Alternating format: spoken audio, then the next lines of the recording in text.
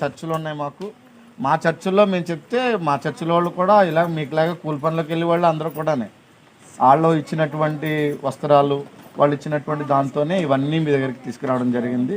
So చాలా ప్రేమతో ఇచ్చారు వాళ్ళు. చాలా జాగ్రత్తగా వాడుకోండి. మీ కొరకు ప్రార్థన చేస్తాం. మా వల్లే ఇంకా చాలామంది రావాలని మేము ప్రార్థన చేస్తాం.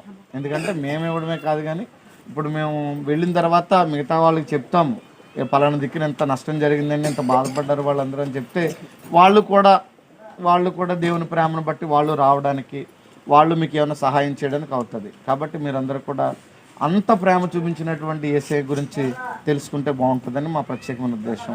దేవుడు లోకమును ప్రేమించినటువంటి వాడు, లోకమనగా లోకంలో ఉన్నటువంటి మమ్మల్ని అందరినీ ఒకేలాగే ప్రేమించినటువంటి వాడు. కాబట్టి ఆ ప్రేమ మనందరి మధ్యలో ఉండాలని కోరుకుంటున్నాను. కాబట్టి ఈ ప్రేమ సదాకాలము నిలిచి ఉండాలి. దేవుని చిత్తమైతే మరలా మేము ఎప్పుడైనా రావడానికి, మరలా మీరు మంచి ఇల్లు కట్టుకునేటటువంటి సమయానికి మరలా మేము వచ్చి మిమ్మల్ని దర్శిస్తాం ఖచ్చితంగా.